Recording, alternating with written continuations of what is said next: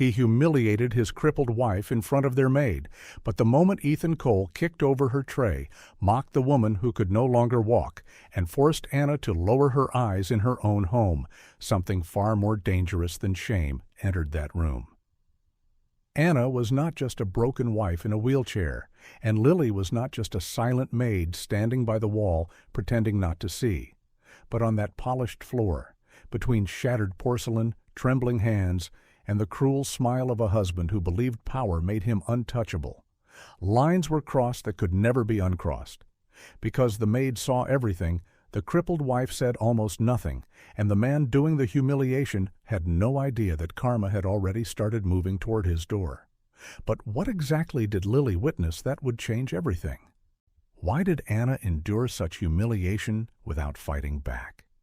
And when karma finally hit hard, what would Ethan lose first, his pride, his secrets, or the life he thought he controlled?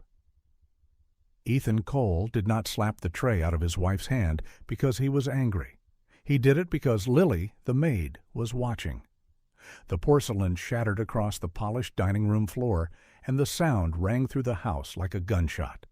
Soup splashed over Anna's blanket, over the chrome edge of her wheelchair, over the thin fingers that had once painted portraits that rich people waited months to buy. She flinched, not because of the heat, but because of the look on Ethan's face. It was the same look he had worn more and more over the past year, a cold, restless disgust, as though her very existence had become an inconvenience he had to step around. "For heaven's sake," he snapped, stepping back from the mess like she had dirtied the room on purpose. "You can't even hold a tray properly." Anna stared at the broken bowl. Her lips parted, but no sound came out at first. Across the room, Lily stood frozen beside the sideboard, clutching a folded napkin in both hands. She was only 22, newly employed, and still learning which silences in the house were dangerous. Her eyes moved from Anna's trembling hands to Ethan's expensive shoes, then back again. "It slipped," Anna said quietly. "My hand cramped." Ethan gave a sharp, humorless laugh. "Excuses? Always excuses."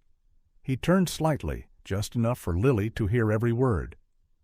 "This is what my life is now. I come home to broken dishes, medicine schedules, and a woman who wants applause for surviving the day."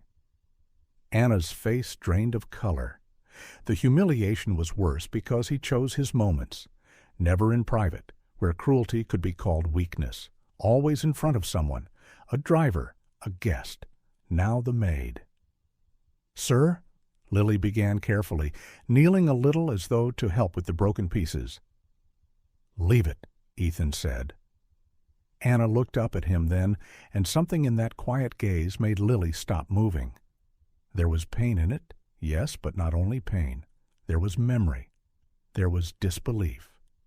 As if part of Anna still could not connect this man to the one who used to kiss her paint-stained knuckles and call her his miracle. 3 years earlier, before the spinal injury, before the surgeries, before the steel rails and ramps and prescriptions, Anna had been the stronger one between them. Our Ethan had ambition, charm, and the kind of smile that could persuade men to sign away money they had sworn never to risk. But it was Anna's reputation, Anna's family connections in the gallery world, and Anna's savings from her artwork that had kept Ethan's property firm alive when it was nothing but debt in a borrowed office. Now, none of that seemed to matter. "I'm sorry," Anna whispered, though she no longer knew whether she was apologizing for the soup or for still being here. Ethan leaned closer, lowering his voice in that cruel way meant to cut deeper. "You should be." Then his phone buzzed. He glanced at the screen, and for one brief second, Lily noticed something strange. The arrogance on his face flickered. Not guilt. Fear. He stepped away and answered sharply, "I said I'd handle it." Anna noticed it too. Lily noticed Anna noticing it.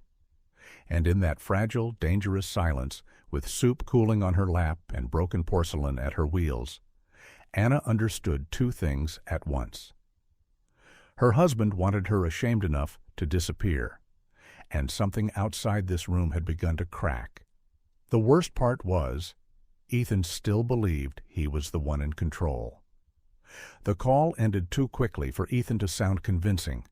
He slipped the phone into his pocket, rolled his shoulders, and turned back with the hard expression of a man determined to prove he was still in charge. But Anna had lived with him long enough to know the difference between his business voice and his frightened one. Fear always made him harsher. Fear always needed an audience. "Lily," he said without looking at the maid, "clean this up, and next time, don't just stand there staring. And if Madam wants to play helpless, that doesn't mean the whole house should stop working." The words landed like another slap. Lily swallowed. "Yes, sir." Anna lowered her gaze, not because she agreed, but because she knew resistance had become dangerous in a different way. Ethan no longer shouted only to wound. He now shouted to provoke, to drag her into arguments, then use her tears as proof that life with her had become impossible. In the early months after the accident, he had played the role of devoted husband so well that even the nurses praised him. He brought flowers, signed forms, told specialists to spare no expense. At night he held Anna's hand beside the hospital bed and whispered, "We'll get through this. I'm not going anywhere." She had believed him because at the time he still needed her faith more than he needed freedom. But recovery was slower than the surgeons promised. Feeling never fully returned to her legs. Her painting commission stopped. The physiotherapy bills rose. And once the sympathy from friends faded, Ethan's kindness began to rot from the edges inward. Anna had first noticed it in little things.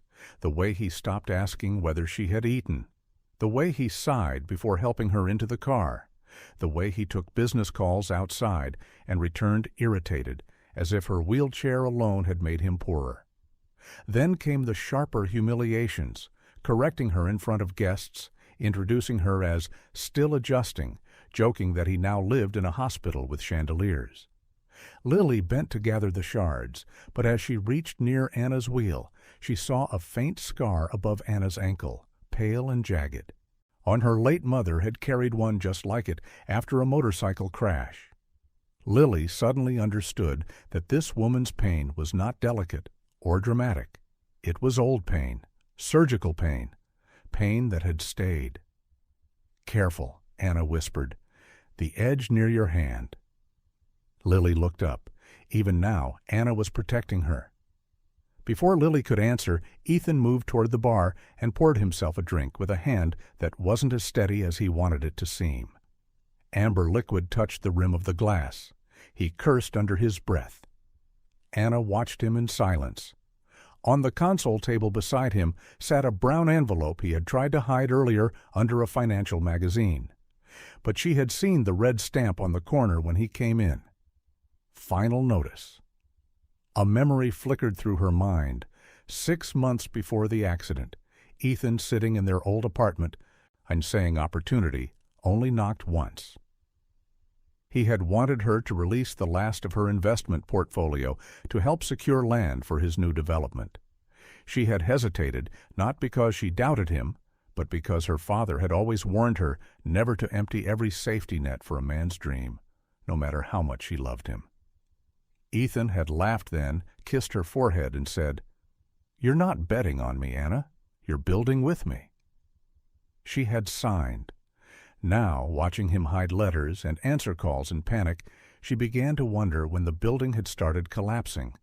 Then Lily rose with the broken pieces and quietly said, "Madam, should I bring a clean blanket?" Anna nodded. Ethan turned at that, his mouth tightening. He hated tenderness toward Anna almost as much as he hated Anna herself now, because tenderness exposed him. Tenderness created witnesses. And for the first time since Lily entered that house, Ethan seemed to realize the maid was no longer just cleaning around the tragedy. She was beginning to understand it. Lily returned with a fresh blanket, a basin of warm water, and the careful hands of someone who had learned from hardship that dignity could be restored in small, quiet ways. "Let me help you, madam," she said softly. Anna nodded, and together they worked around the stain on her dress while Ethan remained by the bar, drinking faster than a man trying to look relaxed should drink. He kept checking his phone, tapping the glass, locking it, unlocking it again. Outside, the evening light stretched across the wide windows, turning the room gold. But inside the house, everything felt strained, as if one more careless word could split the walls.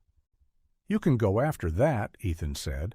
"I don't need an audience for nursing duties." Lily's fingers paused on the edge of the blanket. Anna felt the sting in that sentence more deeply than if he had shouted.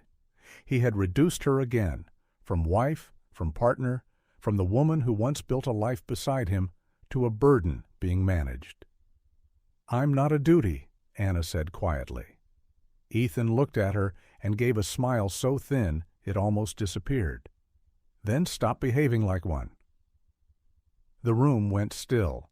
For a second, even Ethan seemed aware he had gone too far. But cruelty, once practiced enough, developed its own momentum. Instead of stepping back, he stepped forward. "You want honesty?" he asked. "Fine. I am tired, Anna. Tired of every room being arranged around your chair. Tired of every plan being delayed because of your appointments. I'm tired of having to explain to investors why my wife never appears, why she's always resting, why my life has become some permanent apology." Anna felt those words hit places the accident never reached. There had been a time when she filled rooms effortlessly. Gallery openings, charity dinners, private viewings where collectors leaned in when she spoke. She had not only been seen, she had been sought after. After the injury, invitations slowed, then stopped. At first, friends claimed they did not want to pressure her. Later, silence became its own verdict. Ethan had not defended her against that disappearance. He had adjusted to it. Lily set the basin down. "Sir, Madam has done nothing wrong." Ethan turned so sharply Lily took a step back. "I didn't ask for your opinion." Lily lowered her eyes, but not before Anna saw something in them. Anger. Not reckless anger. Protective anger. It startled Anna because it had been so long since anyone in this house reacted to her pain, as if it mattered. Then Ethan's phone rang again. This time Anna saw the name before he snatched it up. Vanessa. His mistress was not yet a confirmed fact, but the signs had been gathering like storm clouds. The late-night messages. The new cologne he wore only on client dinners. The way he began protecting his screen with the reflex of a guilty man. 2 weeks earlier, Anna had overheard him in the hallway saying, "Just give me time. She suspects nothing." At the time, she told herself there might be another explanation. Sitting there now with humiliation still wet on her skin, she knew there wasn't. He rejected the call. That frightened Anna more than if he had answered it. If Ethan was ignoring the woman calling him, then whatever crisis was chasing him had grown larger than desire. He grabbed the brown envelope from the table and shoved it under his arm, but not before one paper slipped loose and fluttered to the floor. Lily bent instinctively and picked it up. Her eyes moved quickly over the page before Ethan snatched it from her hand. "I said go." Lily stepped back, but Anna had already seen enough. Property seizure hearing, a date, a signature. And suddenly the memory of Ethan's shaking hand at the bar, the secret calls, the false confidence, and the bitterness pouring out of him all locked into place. This was not just a cruel husband humiliating his crippled wife in front of their maid. This was a desperate man standing on a collapsing floor. Ethan left the room with the envelope pressed against his side, but the sound of his shoes on the hallway floor did not carry the confidence he wanted. It carried urgency, the kind that made a man shut doors too quickly and breathe too hard once he believed no one could hear him. Anna sat very still. Lily remained beside her, hands clasped, uncertain whether to speak or disappear. In another house, in another life, a maid would have looked away and protected her job. But Lily had grown up watching silence destroy women. Her father had humiliated her mother in front of neighbors for years, always with the same performance: public mockery, private excuses, then gifts when he sensed judgment. By the time illness took her mother, Lily had learned a bitter truth. Cruelty survived where witnesses refused to become voices. "Madam," she whispered, "should I take you to your room?" Anna didn't answer at once. Her eyes were fixed on the corridor where Ethan had vanished. "Did you read it?" Lily hesitated. "A little," she admitted. Anna let out a slow breath. "Then I'm not imagining it." "No, madam."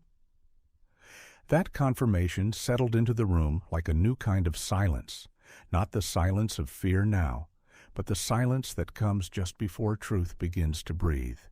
Anna looked down at her hands. They were still unsteady, but not from weakness anymore. Something had shifted. His shame had cracked, and beneath it, something colder and clearer was rising. "When I met Ethan," she said softly, "he was the kind of man who made failure sound temporary. He knew how to look at a room and convince everyone he belonged at the center of it. I mistook confidence for character."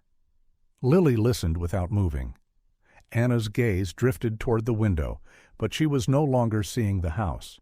She was seeing a much smaller apartment years earlier, with paint canvases stacked against the wall, and Ethan sitting on the floor beside her, sketching building plans on cheap paper, while she laughed at how serious he looked. Back then, he had admired her work. He used to say her paintings made empty rooms feel expensive. When his first project nearly collapsed, she sold 2 private pieces she had promised herself never to part with. He cried when he found out. Or at least, she had believed those were tears. "I thought we were building a life," Anna said. "Maybe I was the only one building?" Lily knelt slightly beside her chair. "Some men love what a woman can carry for them, not the woman herself." Anna looked at her then, surprised by the weight in such a young voice. Before she could respond, a sharp female voice sliced through the hallway. "Ethan, you told me this wouldn't happen." Both women turned. Vanessa stepped into view without invitation, high heels striking the marble with the impatience of someone used to entering other people's spaces as if they were already hers. She was elegant, polished, and furious, clutching her handbag like a weapon. Ethan followed right behind her, his face stripped of all charm. "Lower your voice," he hissed. "I will not lower my voice," Vanessa snapped. Then she saw Anna in the wheelchair, Lily beside her, and stopped. The surprise lasted only a second before contempt rushed in to cover it. "Oh, so she's here." Anna held her gaze. No flinching this time. Vanessa gave a humorless laugh. "You told me she knew nothing." Ethan's jaw tightened. "Not now." But it was already too late. Lily looked from one face to the other, and the last missing piece fell into place. The late calls, the hidden screen, the impatience, the humiliation. Ethan had not just become cruel because life had disappointed him. He had already begun building an escape route, and now that route was collapsing with everything else. Vanessa pulled a folded document from her bag and shoved it against Ethan's chest. "Your bank called me. My apartment deposit bounced because you moved money you promised was safe." Anna's heart slowed in a strange, terrible way. Not from fear, from understanding. Ethan wasn't humiliating her because he was strong. He was humiliating her because he was drowning. And now the 2 women he had used for different reasons were standing in the same house, under the same light, finally watching him sink. For one suspended moment, nobody moved. Vanessa's breathing was sharp with outrage. Lily stood near Anna's wheelchair, tense but steady. Ethan looked like a man trying to hold up a collapsing wall with bare hands. The mask was gone now. No charm, no polished confidence, just sweat at his temples and panic gathering behind his eyes. "Anna," he said, forcing his voice into something softer. "Don't misunderstand what's happening." Anna almost laughed, but the sound died before it could rise. Misunderstand? After all the months of coldness, the public jabs, the careful humiliations, the way he had made her feel like a burden in the very house she had helped build? No. For the first time in a long time, she understood too clearly. Vanessa folded her arms. Tell her the truth, or should I? Ethan glared at her. You're making this worse. I'm making it visible, Vanessa snapped. There's a difference. Then the front door opened again. This time it was not a lover walking in or a maid returning with linens. It was two men in dark suits, followed by a uniformed court officer carrying a file. The older man at the front looked around the room once, landed on Ethan, and said, Mr. Cole, we have been trying to reach you all day. Whatever color was left in Ethan's face vanished. The officer stepped forward. You have been served multiple notices regarding asset concealment, loan default, and unauthorized transfer attempts. Since you failed to appear this morning, an emergency enforcement order has now been approved. Vanessa took 2 slow steps away from Ethan. Lily looked at Anna. Anna did not blink. Ethan recovered just enough to say, This is my house. You can't walk in here and perform theater. The older man opened his file. Actually, that is one of the first things we need to correct. This property is not solely yours. He turned a page. The title remains under a protected spousal structure created 4 years ago. Primary controlling interest is Mrs. Anna Cole. Silence hit harder than any shouted insult ever had. Ethan stared. That's impossible. But it wasn't. Long before the accident, after Ethan pushed for bigger risks, Anna's father had quietly insisted the house be secured under a legal structure he called a shield against bad seasons and bad decisions. Anna had almost argued then it had felt unromantic to protect herself from a man she loved, but her father, a gentle man who trusted slowly and saw people clearly, had told her, Love does not hate wisdom. If he is good, he will never fear your safety. Ethan had smiled when he signed those documents years ago. He had been too busy chasing expansion to notice what he wasn't being given. Now it had come back. This house, the man repeated, cannot be pledged, sold, or used to offset your personal or business liabilities without Mrs. Cole's written consent, which we do not have. Ethan turned to Anna then, really turned to her as if seeing her for the first time in months, not as a crippled wife, not as a burden, but as the one person standing between him and total ruin. Anna, he said, voice cracking, please, say something. Anna lifted her chin slowly. The pain in her eyes was still there, but something stronger now stood beside it. You humiliated your crippled wife in front of your maid, she said quietly. And all this time you thought I was the powerless one. Vanessa gave a bitter laugh, grabbed her bag, and walked toward the door. You deserve this, Ethan. Then she was gone. The officer extended another document. Mr. Cole, you're also required to surrender access to the company accounts pending investigation. Lily watched as Ethan's shoulders sagged, not dramatically, but like something inside him had finally broken beyond repair. This was karma, not lightning from heaven, not revenge from nowhere, but truth arriving with receipts, witnesses, and a door he could no longer control.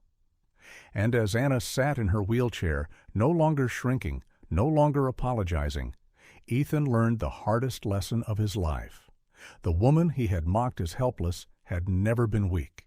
He had just mistaken her silence for surrender.